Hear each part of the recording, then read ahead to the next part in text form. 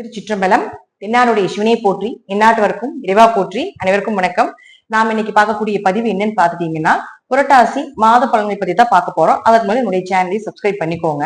இந்த மாதம் அப்படின்னு பாத்துட்டீங்கன்னா என்னென்ன கிரகங்கள் மாறுறாங்க அப்படின்னா, சுக்கிரன் அப்படின்னு சொல்லக்கூடியவர் சிம்ம வீட்டிலிருந்து கன்னியா வீட்டுக்கு 23ஆம் தேதி மாறப்போகிறார். அதே போல புதன் 16ஆம் தேதி வரைக்கும் கன்னி வீட்டுல ஆட்சி உச்ச பலம் பெற்று இருக்கார். அதற்கப்புறம் பாத்தீங்கன்னா செவ்வாயோட சேர்ந்து துலாம் வீட்டுக்கு வரப்போகிறார்.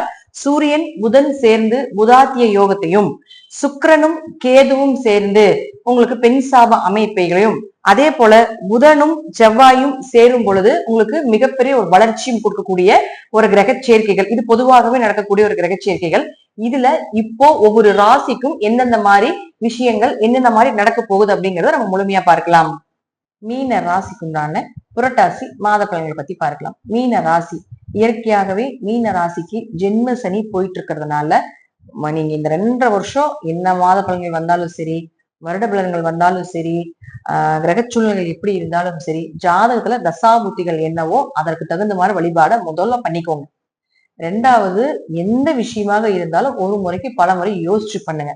இங்க போலாமா, இங்க வரலாமா, இதை செய்யலாமா, இது நமக்கு செட் ஆகுமா ஆகாதா அப்படிங்கிறத அவசரப்பட்டு செய்யாம 1 நாள் 2 நாள் தள்ளி போனாலும் பரவாயில்ல, தெய்வ அனுகிரகத்தோட இறை வழிபாட்டை மட்டும் கொஞ்சம் அதிகப்படுத்திட்டு மற்ற எல்லா விஷயத்தையும் அதற்கப்புறம் யோசிச்சு பண்ணுங்க. ஏன்னா ஜென்மத்தில் சனி இருக்கும் பொழுது நோய் ஃபர்ஸ்ட் வரும், கெட்ட பெயரை கொஞ்சம் ஏற்படுத்தி கொடுக்கும். அது நீங்க தப்பு பண்ணினாலும் பண்ணாட்டியும் கெட்ட பெயரும் அப்படிங்கிறது கொஞ்சம் அவமானத்தையும் கொடுக்கும். அந்த அவமானம் படுவீங்க பாருங்க, அதற்கப்புறம் தான் சனி பகவான் உங்களை தூக்குவார். அதற்கப்புறம் தான் உங்களுக்கு நன்மைகளை கொடுப்பார் அப்படிங்கிற அமைப்பு உண்டு.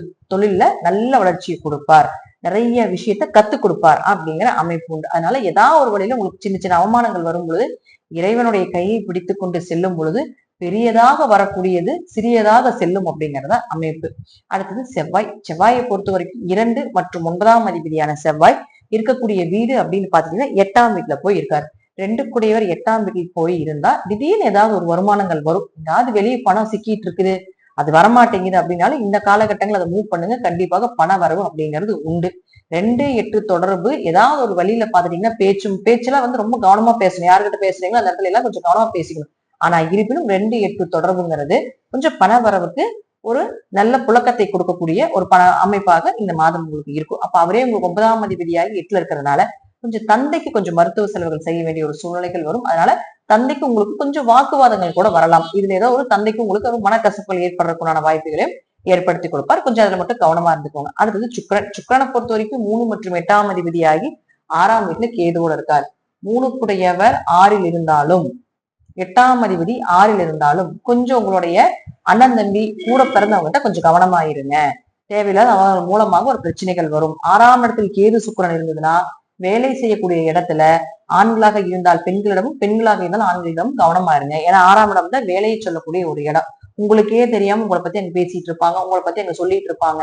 அதெல்லாம் இப்ப உங்க காதுக்கு வரும். அப்பதான் ரொம்ப மனசு வேதனையாகும்.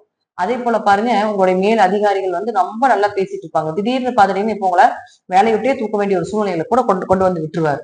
அப்ப அதுல எல்லாமே கொஞ்சம் தெய்வத்தை பிடித்து கொண்டு நடப்பது எல்லாமே நன்மைக்கே என்று எண்ணிக்கொண்டு அடுத்த கட்டத்துக்கு உண்டான வாய்ப்பை நம்ம தேடி போய்கிட்டே இருக்கணும். சரிங்களா? கொஞ்சம் கடன் சார்ந்த விஷயங்கள், கடன் வாங்கிட்டோ கடன் கட்டிடுவோமா இல்லையா, நோய் இப்படி வந்துகிட்டே இருக்குது, மருத்துவ செலவுகளுக்கு பணம் பத்த மாட்டேங்குது அப்படிங்கிற ஒரு மனவேதனை இருந்துகிட்டு இருக்கும். இது இந்த மாதம் கண்டிப்பாக நடக்கிறதுக்கு வாய்ப்புகள் உண்டு. ஒரு மனோ பயம் அப்படிங்கறத ஏற்படுத்தி கொடுத்துரும். அதனால கொஞ்சம் தைரியம் குறையும். அந்த தைரியத்தை விட்டுற வேண்டாம். கடின உழைப்ப போடுங்க.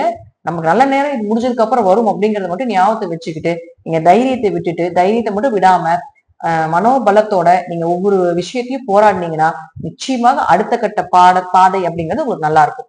அடுத்தது புதன். புதனை பொறுத்த வரைக்கும் 4 மற்றும் 7ஆம் அதிபதி 7ஆம் வீட்டிலேயே இருக்கார். 7 கூடையவர் 7ல் இருந்தால் திருமண வரன்கள் தேடி வரும்.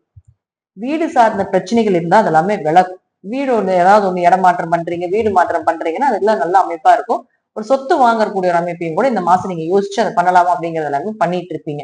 இந்த மாதத்துல 16ஆம் தேதிக்கு மேல பாத்துட்டீங்கன்னா அந்த புதனும் உங்களுக்கு 8ஆம் வீட்டுக்கு வந்துருவார். அப்ப அதற்கப்புறம் புதுசா எதுவும் செய்ய வேண்டாம். சொத்து பிரச்சனை, வீடு பிரச்சனை இதெல்லாம் எதுவுமே பண்ண வேண்டாம். 16ஆம் தேதிக்கு முன்னாடி நல்ல விஷயங்கள் எல்லாமே செய்து கொள்வது நல்லது. 16ஆம் தேதிக்கு மேல அதை செய்யாமல் இருப்பது நல்லது அப்படிங்கறத அமைப்பு. அடுத்தது சூரியன். சூரியன் வந்து உங்களுக்கு 6 கூடையவராகி 7 இருக்கிறதுனால புதிய வரன்கள் பார்க்க வேண்டாம். குடும்பத்துக்காக கடன் வாங்க வேண்டிய சூழ்நிலைகள் வரும். கொஞ்சம் நாள் அதுல இருந்து கொஞ்சம் முடிந்த அளவுக்கு தவிர்த்துக் கொள்ளுங்கள். ஏன்னா கிரகங்களை நம்ம இப்படிதான் இருக்கும் அப்படின்னா, உங்க வாழ்க்கையில இதுதான் நடக்கும் அப்படின்னா அது யாராலையும் மாத்த முடியாது அப்படிங்கறத உண்மை. அதனால கொஞ்சம் கவனமா, பெருசா இல்லாம கொஞ்சம் சிறிய தொகையாக வாங்கி கொள்வது, முடிந்த அளவுக்கு சமாளித்துக் கொள்வதே ஏதோ ஒண்ணு பண்ணி பாத்துக்கோங்க அப்படிங்கறத அமைப்பு. அதுலயே பாருங்க, உங்களுக்கு இந்த சூரியன் 6 போய் 7 இருக்கும் பொழுது மனைவிக்கு ஏதாவது வேலை வாய்ப்புகளோ அல்லது கணவருக்கு ஏதாவது ஒரு வேலை வாய்ப்புகளோ கிடைக்கிறதுக்கு உண்டான அமைப்பை ஏற்படுத்தி கொடுப்பார்.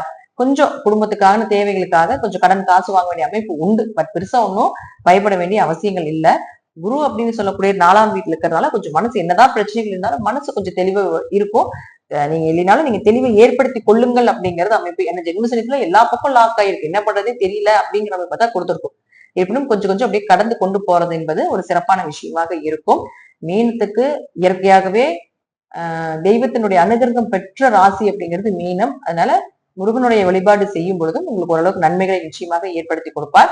இதெல்லாமே உங்க ஜாதக ரீதியாகவும் தசாபுத்திகள் ரீதியாகவும் நான் சொல்லக்கூடிய கருத்துக்கள் கொஞ்சம் மாறுபடும். நன்றி. மீண்டும் நல்ல பதிவை சந்திக்கலாம். திருச்சிற்றம்பலம், தில்லையம்பலம், ஸ்ரீ நரசிம்ம சரணம்.